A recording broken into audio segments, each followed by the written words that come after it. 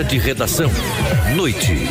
Boa noite para você, sou eu, Alan Passos, este é o Conversa de Redação Noite. Ao meu lado hoje, os jornalistas Berta Macaron, Mardélio Couto e Pedro Nascimento. O ministro do STF, Alexandre de Moraes, determinou que a defesa do ex-presidente Jair Bolsonaro e a Procuradoria-Geral da República se manifestem em até 5 dias a respeito do laudo médico realizado pela Polícia Federal no ex-presidente. Na manifestação, as duas partes podem pedir complementações à perícia. O laudo foi tornado público hoje pelo ministro. O documento de 52 páginas atesta que Bolsonaro sofre de 7 comorbidades médicas, entre elas hipertensão arterial, síndrome de apneia, obesidade clínica e refluxo gástrico. No entanto, segundo a Polícia Federal, a Papudinha é capaz de suprir as demandas de saúde de Bolsonaro. O resultado deve diminuir as chances de Bolsonaro de ser transferido, pelo menos no curto prazo, Pedro, para uma prisão domiciliar, que é o que vinha tentando a defesa nas últimas semanas. Começa com você que está aí em Brasília. Boa noite, bem-vindo. Exatamente, boa noite para você, Alan, e boa noite para todos os debatedores do Conversa de Redação dessa sexta-feira. Esse relatório deixa bem claro que a Papudinha tem condições de abrigar o ex-presidente Jair Bolsonaro e que essa transferência, para a prisão domiciliar, ela vai enfrentar muitas resistências, principalmente por conta desses diagnósticos que estão sendo feitos ali pela Secretaria de Administração Prisional, a própria Polícia Federal, com relação ao local onde o ex-presidente Jair Bolsonaro cumpre essa pena de 27 anos e 3 meses de prisão. Foi um relatório que, a princípio, causou muita revolta nos bolsonaristas, porque ele conclui que o ex-presidente Jair Bolsonaro tem condições de estar na Papudinha. Então, hoje o que a gente viu foi uma reação muito forte de deputados bolsonaristas, da família do ex-presidente Jair Bolsonaro, Carlos Bolsonaro, seus filhos na internet, se indignando com essa conclusão a qual chegou a Polícia Federal. Por quê? Porque, apesar de apontar ali que a Papudinha tem condições de abrigar o ex-presidente Bolsonaro, o relatório também mostra que a saúde do ex-presidente está um tanto quanto fragilizada, São 7 comorbidades, enfim, o ex-presidente sofre aí de diversos problemas em decorrência das cirurgias pela qual ele já passou.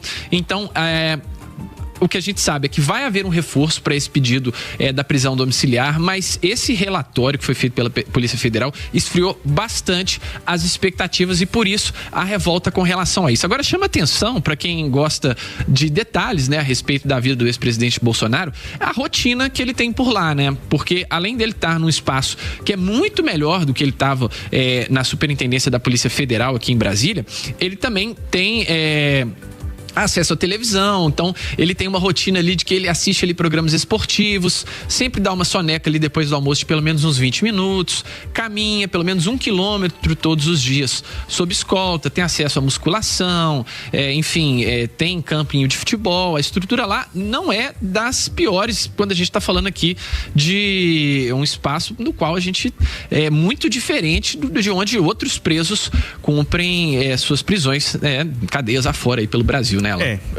Berta, se a gente puder resumir o que aconteceu com essa divulgação do relatório, o relatório diz que o presidente não está fingindo piorar a sua situação médica, clínica. De fato, ele tem várias comorbidades, mas, segundo o relatório da perícia médica da PF, ele está em um local que consegue cuidar dele adequadamente, mesmo diante desse quadro de saúde. Boa noite.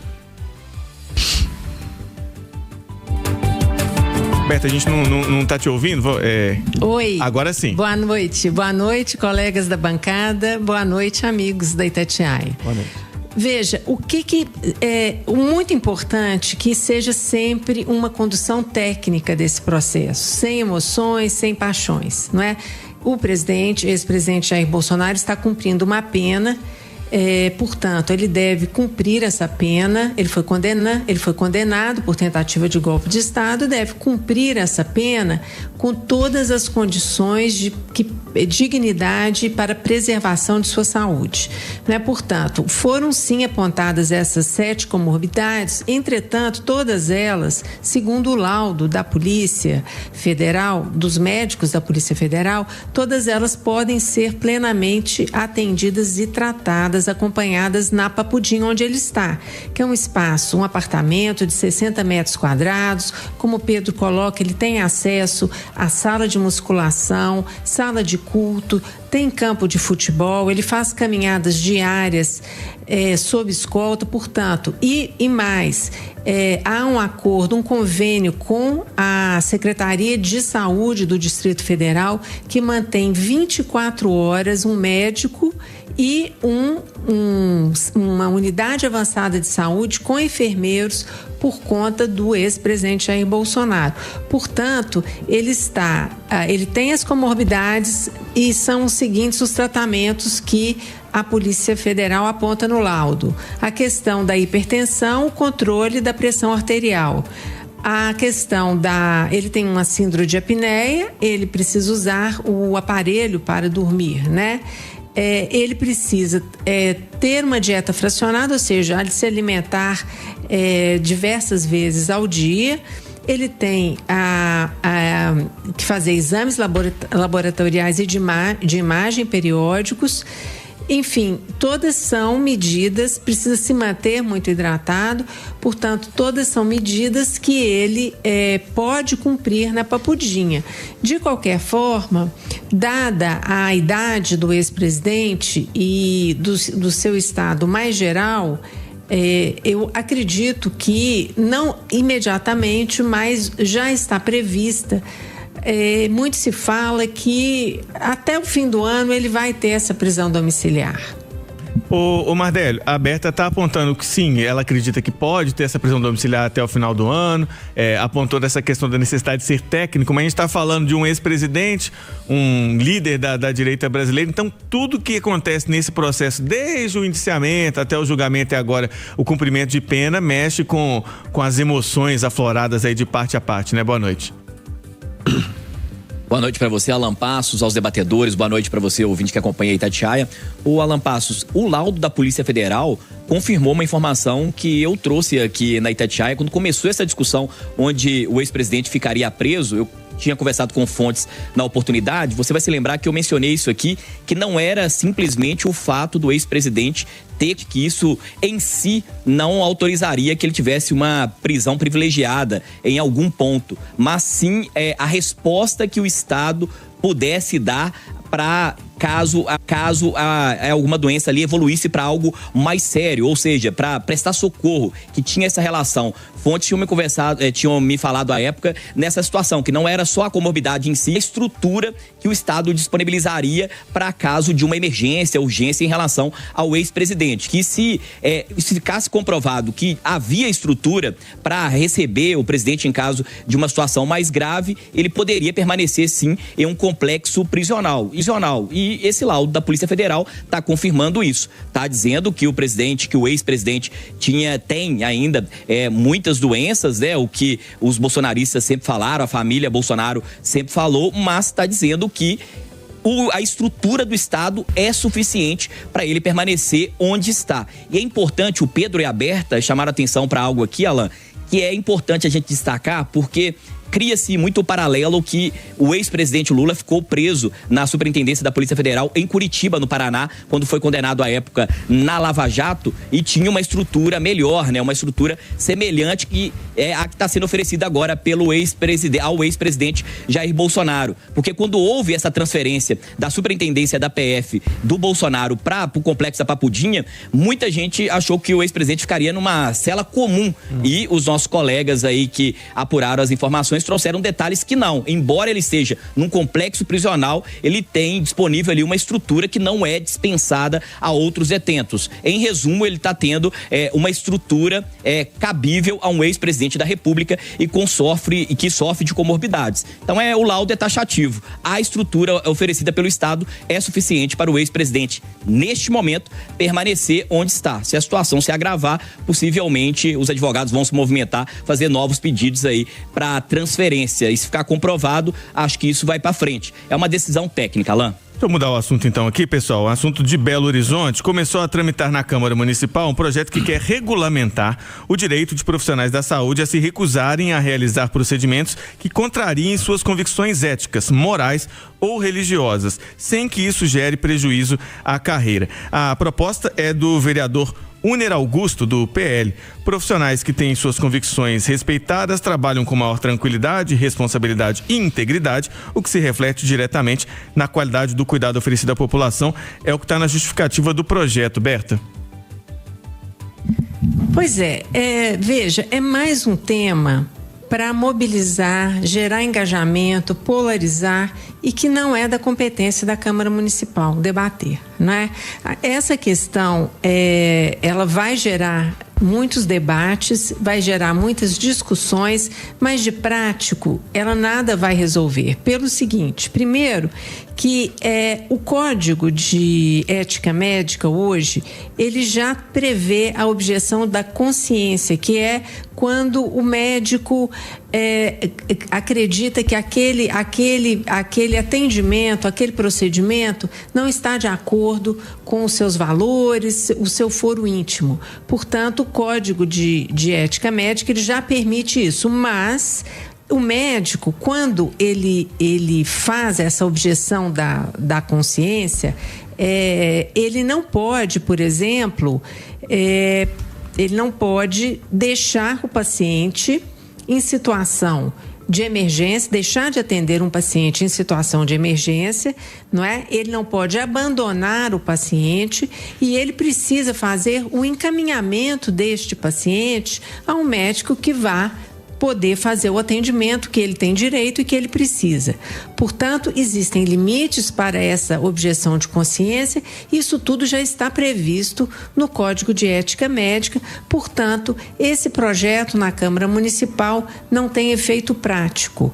Ele está chovendo no molhado, ele está mais gerando engajamento, debates e cliques para as mídias digitais. Ô Mardélio, a Berta trouxe o termo e é esse, né? Objeção de consciência. Quem resume é isso, permitir que o médico, o profissional de saúde deixe de fazer um procedimento se for contra aí os valores morais, religiosos dele, mas é algo que já está no Código da Medicina, dos profissionais de saúde.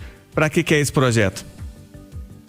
Pois é, Alain, eu estudando aqui o texto e também entrevistas que o vereador, autor da proposta, nas entrevistas que ele concedeu, em um dado momento ele chega a reconhecer que esse direito já é reconhecido nacionalmente, mas que esse projeto de lei que está em BH é para organizar no âmbito municipal a situação.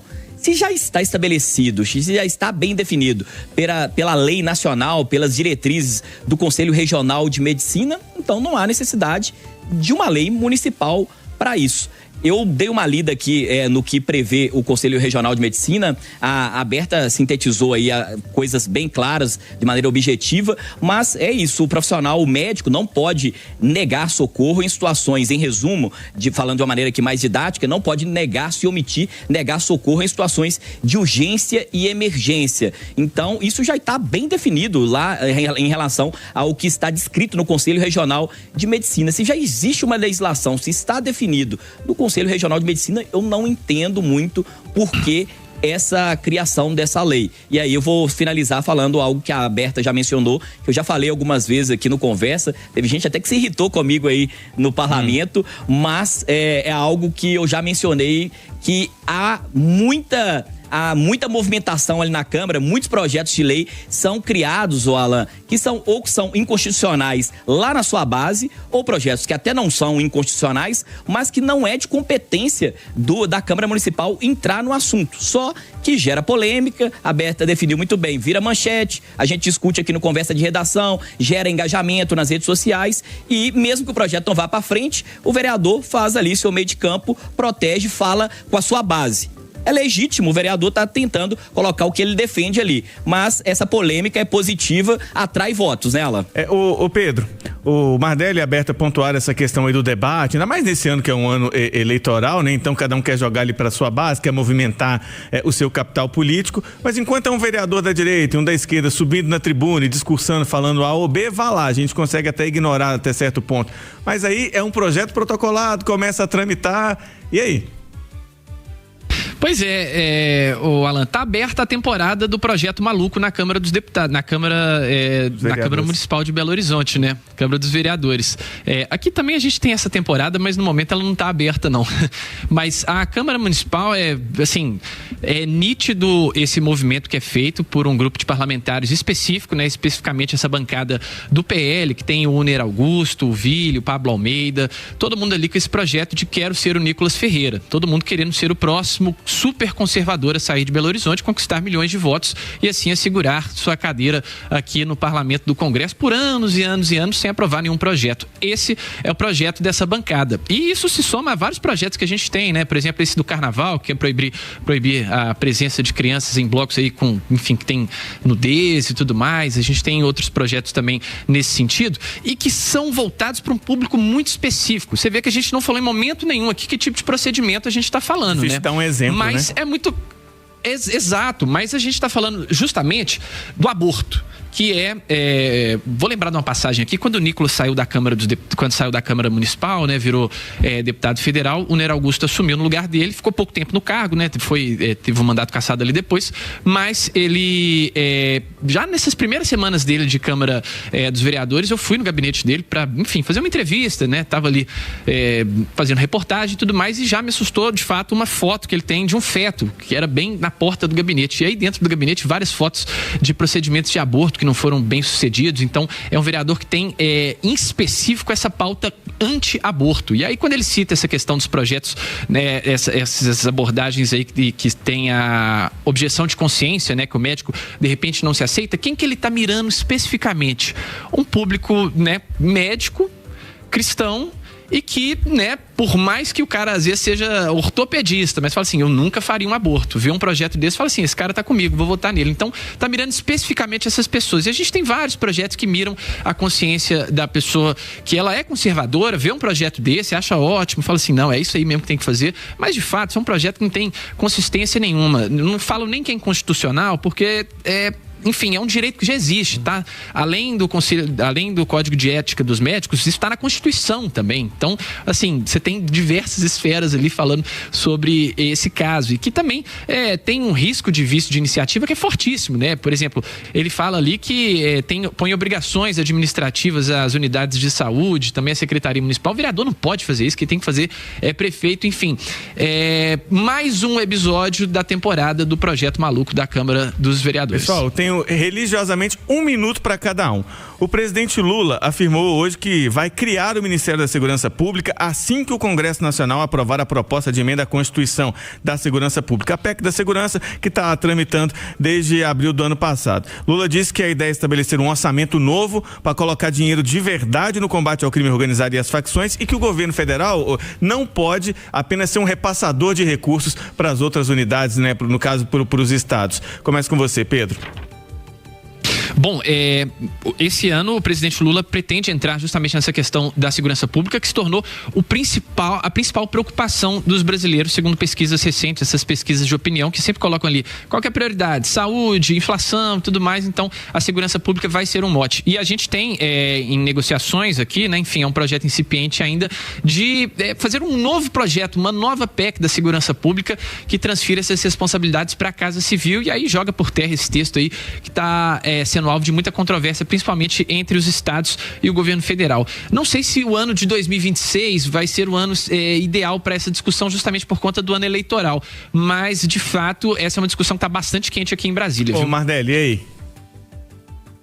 Alan, há uma preocupação da esquerda de não deixar que a pauta da segurança pública seja dominada pelo campo da direita. Em um dado momento, a esquerda viu, por exemplo, essa questão da PEC da segurança pública ser capturada, digamos assim, ser comandada pelo Derrite, que era braço direito do Tarcísio aqui em São Paulo, virou uma pauta da direita. A gente vê que a esquerda está querendo assumir também esse assunto. E acho que não precisa criar um ministério. Se o presidente quer colocar dinheiro de verdade na segurança pública, ele pode fazer isso através do Ministério da Justiça e outras frentes que já existem para isso. Eu acho que é mais essa tentativa política de mostrar que a esquerda, que o governo está também se importando com a segurança pública. É uma briga política, pensando, claro, nas eleições. Pra gente fechar aberta, Lula quer a aprovação da PEC da Segurança e criar um novo ministério. o momento é eleitoral e certamente o embate entre direita e esquerda em torno do tema da segurança, ele vai se intensificar. Mas é importante dizer também que esse ano começa melhor, um relacionamento melhor entre Hugo Mota, Alcolumbre e o presidente Lula do que esteve no final do ano passado. Isso principalmente porque, sendo um ano eleitoral, Hugo Mota tem interesses na Paraíba, ele precisa do apoio político de Lula para ajudar na eleição de seu pai, que é candidato ao Senado. Portanto, há vários interesses eleitorais neste momento que estão mais fortes e isso deve facilitar o relacionamento de Lula com as mesas diretoras da Câmara e do Senado. Agora, é importante dizer que, apesar do embate entre direita e esquerda, a PEC da segurança é muito importante, ela foca na integração e na coordenação nacional com a centralização federal do Plano Nacional de Segurança Pública e também do Sistema Único de Segurança Pública. Ela prevê várias questões, autonomia para corregedorias e ouvidorias, a constitucionalização de fundos para o financiamento, maior protagonismo da Polícia Federal. Ela ainda prevê também inclusão de polícias científicas e previsão de guarda municipal atuando na segurança urbana.